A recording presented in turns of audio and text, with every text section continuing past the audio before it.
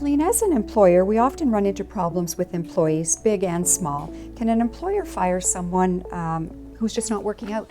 So in Ontario, the answer to that question is yes, as long as you're not doing it for a ground that's illegal under any of the legislation. So for instance, you can't fire someone because they're black, you can't fire someone because of their religion, you can't fire someone because they're a woman. But you can generally fire employees in Ontario when you're provincially regulated. And what you owe them is something called reasonable notice, which is common law notice.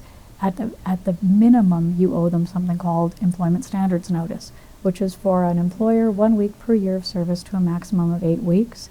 If the employee's been there more than 5 years and your payroll is more than $2.5 million, then you would owe them an additional 1 week per year of service to a maximum of 26 weeks.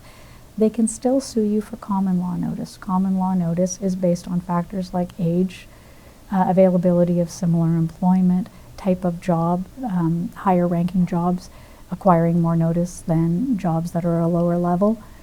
And what you'll find is that ranges somewhere between 2 to 6 weeks per year of service, depending on those factors.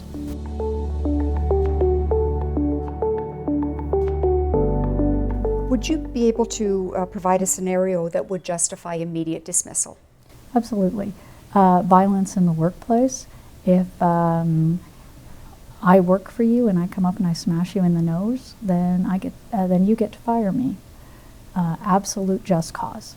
One time, no second chances. Okay. Another example is generally theft. If I work for you and I'm a bookkeeper and I steal all the payroll money, then yeah, that's just cause. First offense.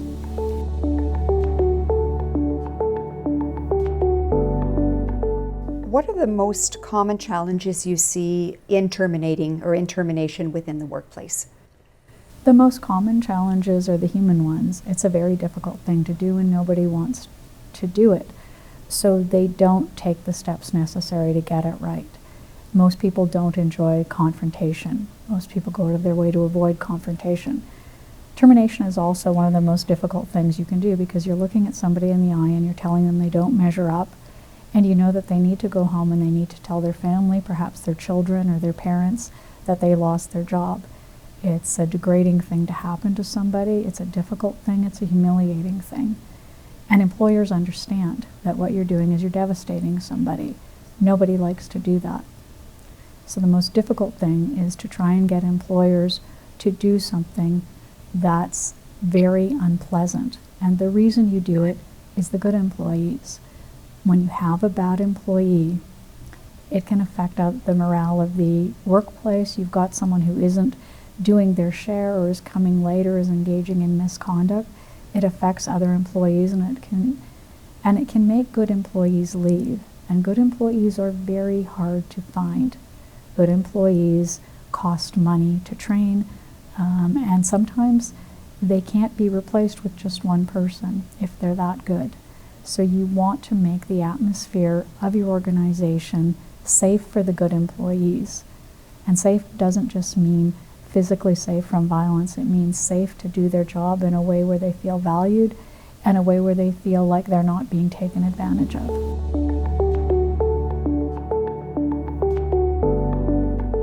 Can you walk me through a textbook situation where progressive discipline would be required? Let's use the one that's easiest. Someone is chronically late. You tell them, you give them what's called counseling, which isn't discipline. I go up to you, I say, Tracy, you've been late twice this week. If this keeps going, I'm going to have to start disciplining you. Then you come late again and you say, oh, my alarm clock didn't go off. I said, Tracy, I told you this was a problem. I'm going to need to give you a verbal warning. A verbal warning you put in writing, even though it's called verbal, but you put on the top of it verbal warning. I give that to you. The next day you're late again. Then I give you a written warning. I'm like, Tracy, you already had a verbal warning. We've spoken about this. It's really important you're on time. I give you a written warning. The next week you're late again. I give you a suspension. I give you a 1-day suspension. You come back from that suspension, but you're late that morning. I give you a 3-day suspension. You work, you come during the normal time, and then the 3rd day you're late again. I terminate you for just cause.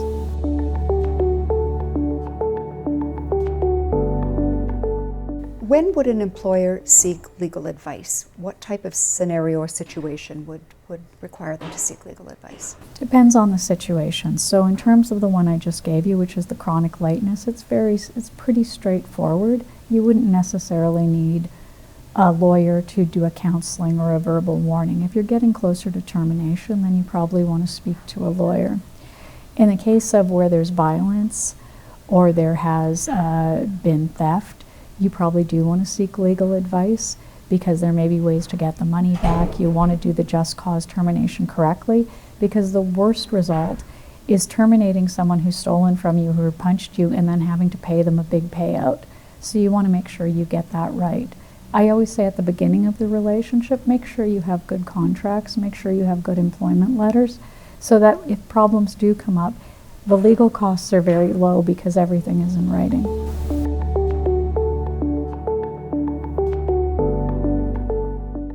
Is progressive discipline often effective if the employer is in tune with it and able to stay on top of it in the event that it's required? Does it usually work? Yes, it usually works. Progressive discipline usually does result in employees improving their behavior, and you generally don't have to discipline them again. Great. Well, thank you very much. Thank you very much.